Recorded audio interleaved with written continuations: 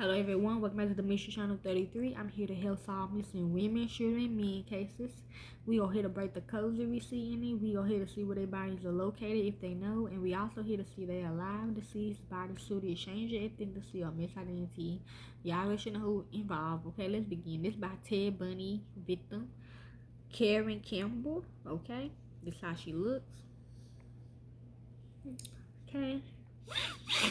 In January 1975, a young couple arrived at the Snowmass Village, Colorado to begin 5 days of skiing lessons set against the backdrop of the mountain resort. Caryn Campbell, a nurse, was there with the fiancé and his children for what should have been an enjoyable experience, but it soon turned to worry and then horror. He said yes, she was found in the snow. She want me to read everything, okay? Just over a month later, the answer to his mysterious disappearance was solved. Campbell's frozen body was found on a dirt road just outside the resort. So basically, he was the so-called fiance, okay? And it was determined she had been beaten to death. With other women disappearing around the same time, police suspected Caryn Campbell had been a victim of serial killer Ted Bundy. Caryn Campbell, the ski resort disappearance. Thank you. When 23-year-old Caryn Campbell arrived at the Wildwood Lodge in Snowmass, Colorado, he said down here, on January 11, 1975, we did, along with her fiance, Dr. Raymond Godowski, and his children, the women he killed. She was excited for the couple had planned a 5-day course of skiing lessons. At the end of her first day of their trip, the unthinkable happened. Yeah, she said she is the first victim. At their room, he found no trace of her. Nothing appeared to have been taken, and there was no sign of a struggle to indicate she had met with foul play. When police arrived, they began a search of the building. Officers looked in the elevator shafts, the crawl spaces, and all 140 rooms in the lodge, but there was still no sign of Caryn Campbell. Investigators began questioning guests at the ski resorts. Michael Fisher, a Pitkin County District Attorney, investigators interviewed more than 100 people, but found nothing to indicate that anyone else was involved in her disappearance. A ski patrol was organized, which searched the entire around, finding nothing. Another picture of her. He said yes. It would believe that Miss Campbell would not have ventured far as the couple did not have a car with them, and her skis were still in her room. Okay, that's codes that he did it. No, he'll tell you. Due to prevailing wintry conditions, most people couldn't walk more than 30 feet from the road, said Fisher. Operators of plane and bus services in the resort would notify Campbell's disappearance and given a description and photos of the missing woman. At the time of her disappearance, the 5 feet 4 inches Campbell would describe as having short brown hair. Yes, he don't like short hair. Okay. Or he do. Okay. Some serial killers like certain things on you, and some serial killers don't like certain things on you. Okay, depends.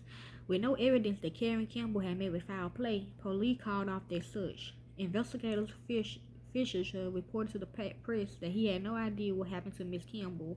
I ruled out gypsies, flying saucers, or poor people, and cattle rustlers, said Fisher. It wasn't long before the question of what happened to Caryn Campbell was solved. Caryn Campbell, murdered in the snow. Just about a month after she went missing, the naked and frozen body of a woman was located on February 17, 1975. Actually in the car, okay? A passing military came across the remains on a nearby road along Oil Creek, situated between Aspen and Snowmass, and was revealed when the weather began to warm. The body had suffered decomposition and damage to the upper body, most likely the result of animal predation, which made immediate identification impossible. Yes, the following day, the body was taken to Denver General Hospital, where it was partially identified during autopsy through dental records as that of Dearborn, Michigan nurse Caryn Eileen Campbell. The autopsy determined that she had suffered several blows to the head from a blunt object, and a large blood pool surrounds her head. I'm hearing yes. It was believed she was murdered shortly after she went missing. Okay. The Pitkin County Sheriff's Office announced that marks on her wrist seems to indicate that Caryn Campbell had at some point been tied up. I'm hearing true, he do tie them up.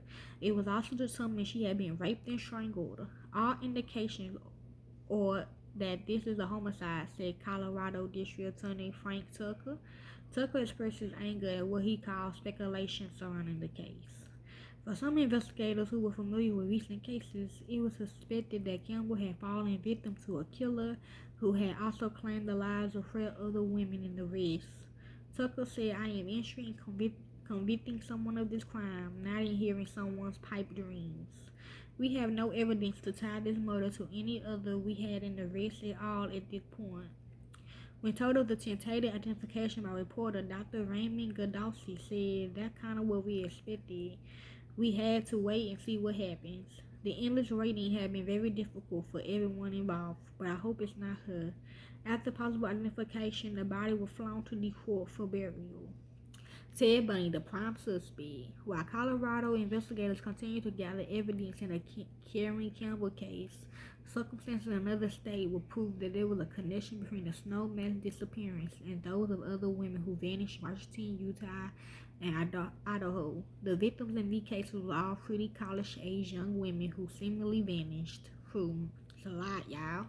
Several months before Caryn Campbell went missing, another young woman was abducted by a man pretending to be a police officer. Okay. Just Ted Bundy. Okay.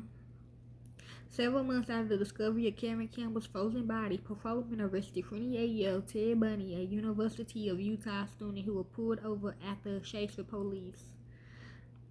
Inside Bundy's tan-colored Volkswagen, police found several items such as a crowbar, a flashlight, a ski mask, rope, a pair of handcuffs, a screwdriver, an ice pick, and a pantyhose mask. Okay.